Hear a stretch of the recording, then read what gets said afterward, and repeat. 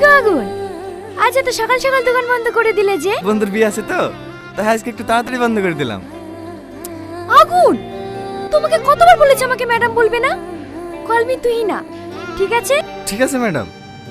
আবার ম্যাডাম? ঠিক আছে ঠিক আছে, তুই না। এবার ঠিক আছে, উঠে বসো, আমি তোমাকে বাড়ি ছেড়ে দিচ্ছি। না না, আমি হেঁটেই চলে যাব। আরে ওঠো তো। দাঁড়ান দাঁড়ান, উঠছি। অত দূরে কেন, ভালো করে বসো।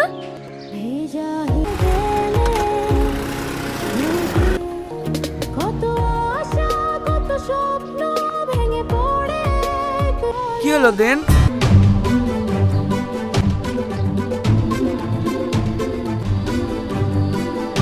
দোকান আর চালাবো না, খরিদ্দার দেখ, গাড়িটা বেচে দেবো। কেনে?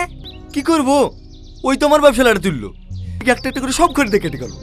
এত চেষ্টা করে আটকাতে পারলো না। শেষ করে দে। কি রে, এখনো সাজানো হয়নি? লে তাড়াতাড়ি সাজিলে। দেখি ছাড়, আমি পারবো।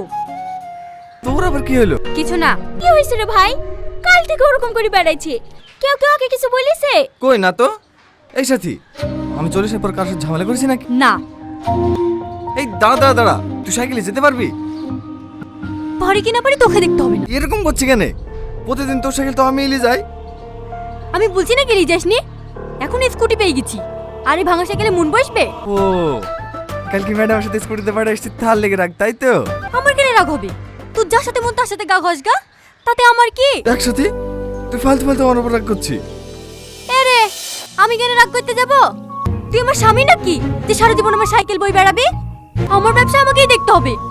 দেখি সর।